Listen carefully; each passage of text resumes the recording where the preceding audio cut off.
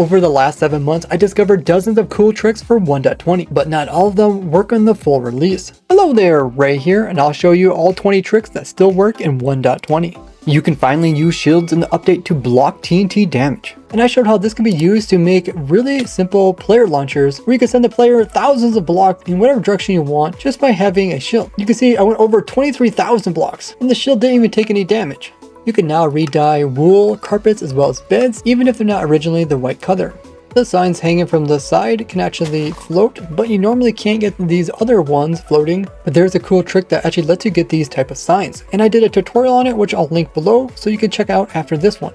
1.20 brings in a new boat, which is the bamboo raft. When you actually put stuff inside of it, you will see they will sit up much higher. You can use this so the player can actually reach stuff that they normally can't reach from within a boat. So if I go ahead and like ride this llama here, you can see my head's actually inside of some blocks. But with this new taller llama, I can actually stand above it and operate things. And I use something similar in this crazy tree farm, so we can move the player from afar without it taking up room inside the farm.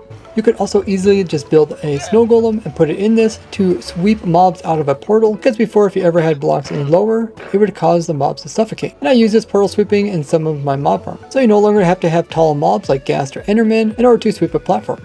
You might think that the change with the player being affected by the edge of blocks would occur in all of them. This change doesn't actually affect scaffolding when you're on the edge of it, because normally when you're inside of it and you press spacebar, you climb it like a ladder. But if you're partially on the edge here, when you hit spacebar, you actually jump up it like jumping up individual blocks. The new change also doesn't affect how you go down inside of it, so if you're in the middle of it, you slowly go down like a ladder. But if you're on the outer edge, you will drop all the way down and take fall damage. Outer snow works the same way, where it's smooth on the inside and jumping on the outside with some leather boots on. But when you crouch on the outside, you don't actually take fall damage, but you do slide most of the way. Keep in mind, the blocks affecting the player's movement only occurs if the majority thing that you're touching is these blocks, rather than if you're on this side. Now the majority of what I'm touching is this grass block, so I can move at normal speed. So you still need to aim for the middle of a slime, otherwise you're just going to hit the block beside it and take damage. That is unless there is carpet on top of it, in which case you get the effect of the block that's underneath of it.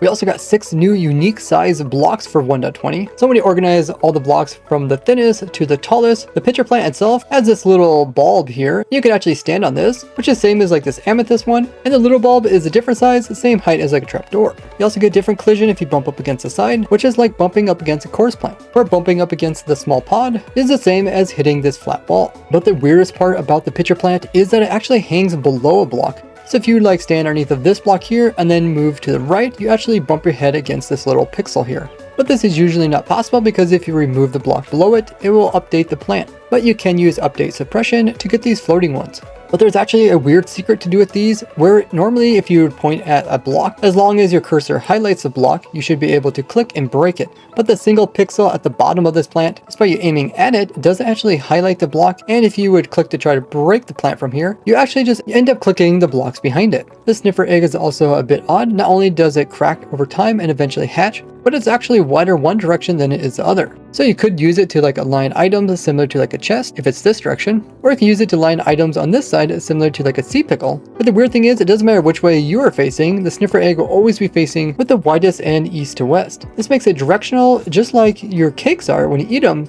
You can also push and pull these new eggs.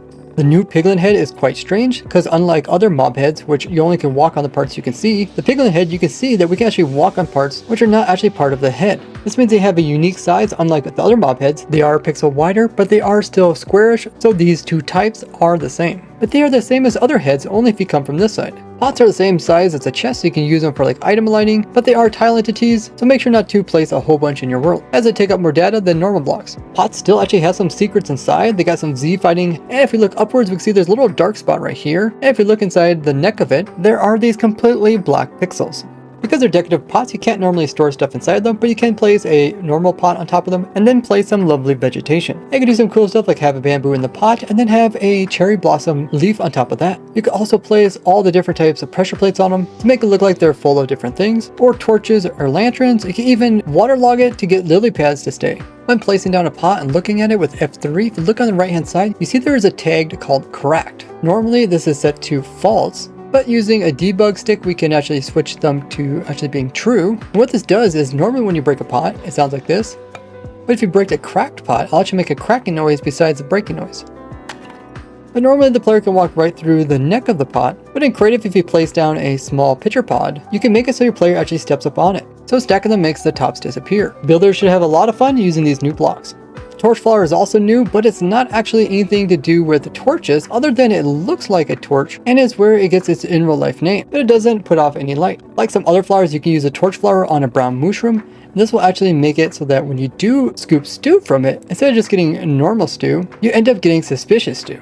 And when you consume it, it'll give you night vision for a short period. But out of all the new blocks, the hanging sign actually has the unique hitbox that we've never seen before in the game. And when I put it here inside my upside down staircase, which goes from the lowest block all the way up to the tallest, we can see that the sign now reached a new row. When before the thinnest thing we had was a trapdoor, but now if we come over here and press up against this arm of the sign, it's actually a little bit thinner, as it's only 2 pixels wide. Where the trapdoor is 3 and the pitcher plant bottom is 1. Which means we finally actually have a block for every single pixel height, starting with 1 pixel thin and counting all the way up to a total of 16 pixels thick, plus 1 extra, which is the chain, which size is actually between 2 pixels. Which makes the second completed staircase if we include the longest staircase here, but the sideways stair is only missing 1, which is the single pixel width.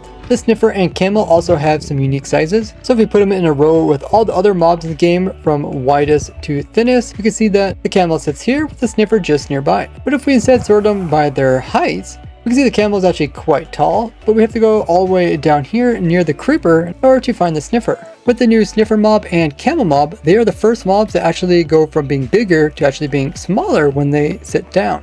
Where the other mobs we have are the shulkers, which get bigger, as well as the pufferfish. For the camels, they actually go down lower than half their size, so if you accidentally place blocks above them and they stand up, they will be inside of them and suffocate. And I use this to create a new way to get above the bedrock ceiling. I'll have the full video in the description. If you're riding camel in multiplayer server and you have your player go underneath of a block while riding the camel, you can see the player will actually shrink down, and if you continue, of course, you're going to suffocate in the block beside it. But if you watch other people do this, it doesn't appear that they're actually shrinking, but they will take damage.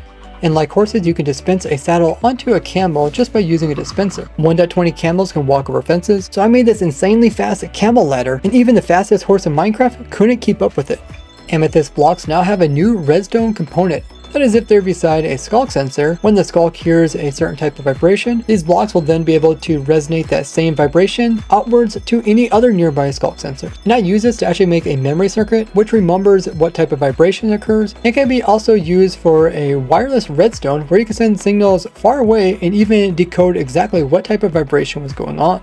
In the back of a desert temple, there's a secret room hiding underneath the sand. And if you clear it all away, you can then find this crazy looking room that looks kind of similar to the 4 sides down here, except inside of each of these notches, there's not actually any chest. And if you clear out this direction over here, you can actually find that there is a staircase that leads you into this area. The new brush can also be enchanted with unbreaking to make its durability last longer, as well as mending so you can easily repair it. And you can even put the curse of vanishing on it so that when you die, it will vanish, so no one else can pick it up. Otherwise, when you typically use one of these brush and actually complete using it on a suspicious sand, this will take 1 durability away. And since it only has 64 durability, if you're doing a lot of archeology, it's definitely worth going ahead and enchanting it. The trick I showed where you can get the suspicious sand block in survival still works in 1.20 full release. What you want to do is find some suspicious sand or suspicious gravel either at these new trail runes or the cold ocean runes or the warm ocean runes or the desert temples or the desert wells. There's 2 ways you can easily pull off this trick. If the suspicious block you're going for does have other gravity blocks below it, you want to make sure to place a torch in here. And we're going to switch out this block with a cobweb, and the way we're going to do this is we're going to hold down right click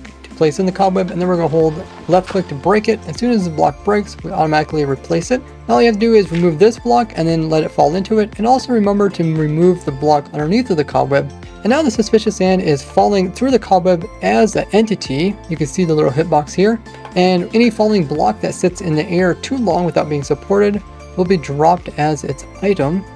And once it drops, you can go ahead and pick it up as an item. The trick also works with bubble columns, placing in some soul sand, then some water, and then break the block. And now you just let it bounce in the water until it converts to an item. Now the suspicious sand is just for looks mostly. When placed down, looks just like it does inside the structure. But if we look at the information within this suspicious sand or gravel, we will see that the game actually erases any loot that it would give, and instead replaces that loot with just air. That makes these different than ones you actually find inside the structures, which have NBT tags tag. And if we go ahead and look at these, we'll see that there's a lot of information here about what type of loot comes from it, as well as which loot table seed it uses. So if we were to actually use our brush on the one that the player acquired, you'll see that no item comes out of it, and the air that's inside of it doesn't actually drop as any item you can pick up. But they are a pretty rare block to obtain and collect, and can be used kind of as a currency since they're quite rare with not too many of these type of structures about. Plus, in order to acquire this type of suspicious sand, you lose out on the potential cool loot that you could have got out of it, such as like sniffer eggs, or the new templates, or pottery shards, or the new music disc. Suspicious gravel and sand can also be used like the normal variations if you really want to show off.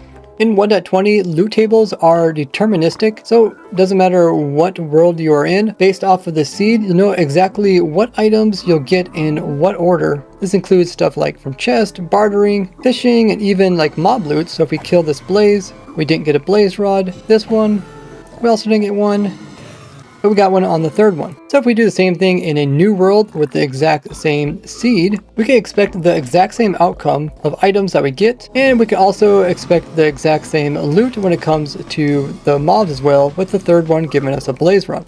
So each loot table is already known, but the loot tables between things are actually different, so depending on what you get from like this piglin bartering isn't going to determine what you're actually going to get from a blaze, as each loot table is independent from others. This doesn't, however, affect looting, which has its own loot table and will give you a percentage of what could drop based off of the actual looting.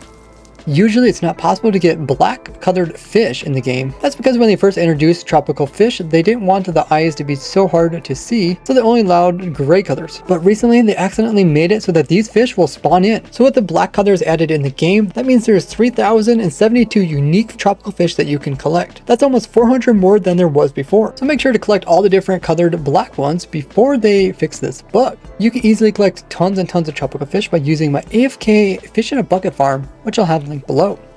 The dragon dupe trick still works in 1.20. We hop over here, we can see we duplicated them and now we got a bunch of them. So if you first eat an enchanted golden apple, afterwards eat a normal golden apple, and then wait for the absorptions to count down to 0. But then when you lose that one, you just lose a couple hearts, but you won't lose all of them. When normally if you just ate one apple, once the absorption effect went away, so would your hearts. So you can have these permanent absorption hearts, which can be helpful in hardcore. But you can actually get more of these absorption hearts by repeating the process, and every time you do this, you'll gain a permanent 6 absorption hearts. And you can just keep stacking these up in survival until you reach the maximum cap. So you can take a ton of damage and still survive. Now build these 8 new 1.20 automatic farms. And remember, if you have Twitch Prime or Amazon Prime, use it to subscribe to me over at Twitch as an easy way to support me. Plus get your name on this list, and big thanks to all my supporters. Otherwise, you can always leave a like on the video, and I'll see you in the next one. Bye bye.